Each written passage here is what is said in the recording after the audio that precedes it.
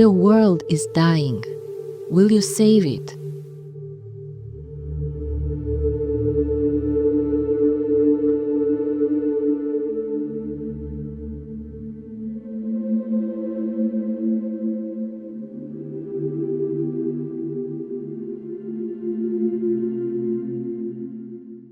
A warm wind from the north. Ivan Petrov seldom paid attention to the headlines about melting ice caps or changing ocean currents. He lived on the outskirts of Sofia, Bulgaria, a place in Eastern Europe where the seasons, while sometimes harsh, had always followed a reassuring rhythm. Winter meant snow, thick jackets, and hot tea in front of the old wood-burning stove. Summers brought the occasional heat wave, but nothing a sturdy house and a cold beer couldn't handle. Ivan spent his days working as a part-time mechanic, evenings tinkering with his father's old motorbike, and weekends visiting his mother's little plot of farmland in the countryside. But in the year everything changed, Ivan's life was still blissful routine. That summer, when the heat arrived, it did so a month earlier than usual.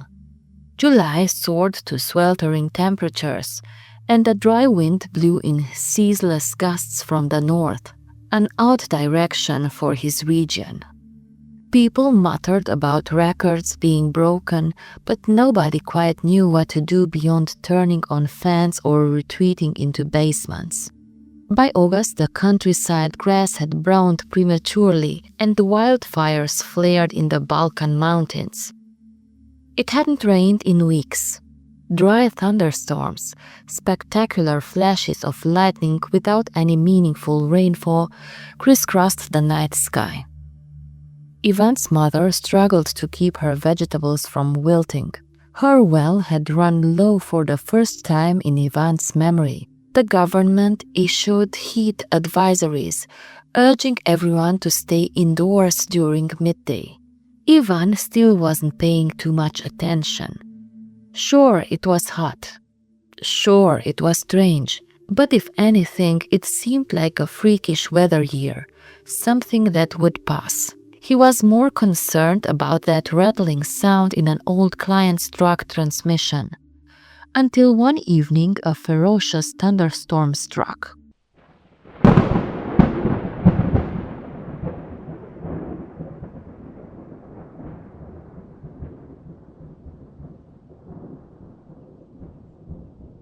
It was a storm the likes of which the region had never seen. Howling winds, the sky flashing white and purple, thunder loud enough to shake rooftops.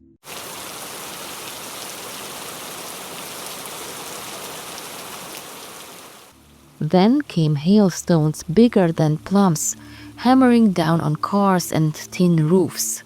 Ivan's workshop window cracked under the onslaught. All around Sofia, streets overflowed with water as drains clogged with debris. The sewer systems hadn't been built for a deluge of this magnitude. Ivan waded through knee-high water to his mother's car, trying to get her home from the countryside.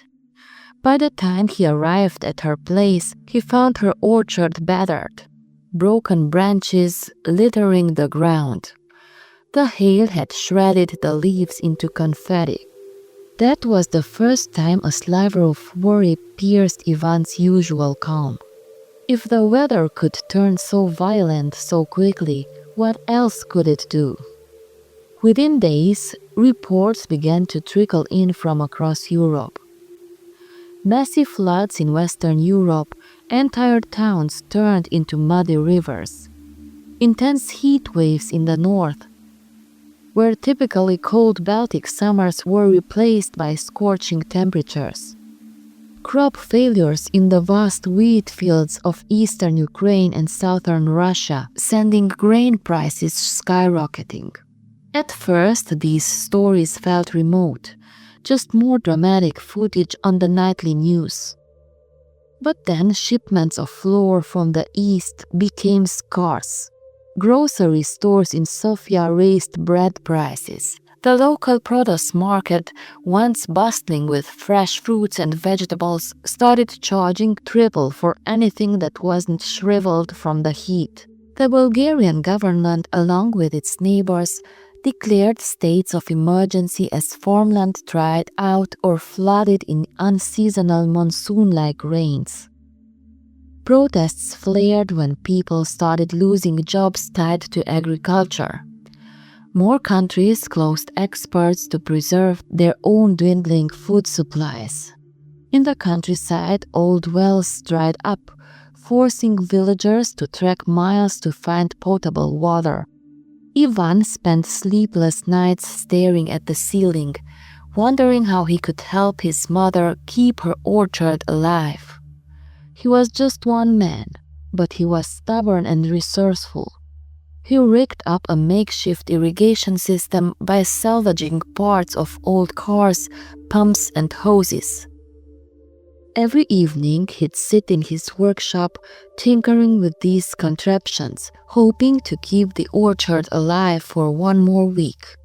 Come autumn, a second wave of catastrophic storms rolled across Eastern Europe.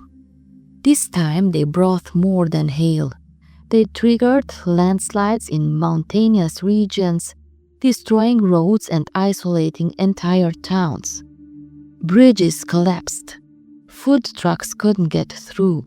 Cities began rationing electricity and drinking water. Rumors circulated of even worse conditions to the west and south, where conflict brewed over water resources in drought-stricken regions. For Ivan and his neighbors, life became a scramble to secure basic necessities. Supermarket shelves emptied quickly as people began hoarding whatever they could find: rice, canned goods, bottled water. Lines at gas stations stretched down the block, and some stations ran dry. Desperate families from rural areas whose homes and farms had been destroyed arrived at city centers, straining the already overburdened infrastructure. One night, as Ivan watched an emergency briefing on TV, he finally realized the enormity of what was happening. Climatologists had warned about these events for decades, the experts said. Warmer oceans fueling heavier storms, drafts that flipped into flood conditions, the rapid warming of the Arctic affecting wind patterns across the globe. He felt a pang of guilt for having ignored the warnings for so long. Yet there was also a flicker of resolve. He couldn't fix the global climate, but he might still do something right here, right now for his community. Despite the chaos, neighbors began to rally. Ivan helped form a local volunteer group that salvaged broken machinery, patched roofs, and distributed bottled water. With emergency funds nearly depleted, the group leaned on mutual aid, collecting donations from those who still had a bit to spare. Although the orchard's yield had dwindled, Ivan's irrigation rig managed to keep a portion of it alive. He and his mother harvested what they could: apples, pears, and late summer vegetables, distributing them to people in the neighborhood who had lost everything.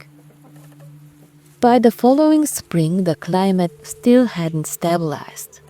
The winter had been erratic, veering between freak, warm spells and sudden blizzards. But communities had learned to adapt on the fly. Buildings were retrofitted to withstand harsher storms. People came together to fortify water supplies, sharing wells and developing local water capture systems.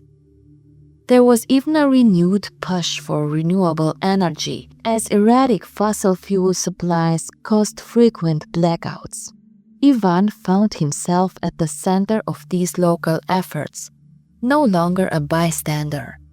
He worked with municipal leaders to gather resources, learned from scientists about efficient irrigation techniques, and taught others how to maintain basic mechanical systems without relying on constant imports. Change had come violently and abruptly, yet it was also the result of decades of warnings unheeded. Life in Eastern Europe had forever altered, but amid the hardship, Ivan discovered a deeper sense of purpose. He had witnessed how quickly the world could be stripped of its certainties. He'd also seen how people could rise to meet disaster with ingenuity and solidarity. As he stood among the newly planted trees in his mother's orchard, Ivan felt the earth crumble softly beneath his boots. The climate crisis still raged. Storms would continue to batter the land, and water shortages would remain a constant struggle. But for now, here in the orchard, life clung on. And that, Ivan thought, was reason enough to keep going, one small victory at a time.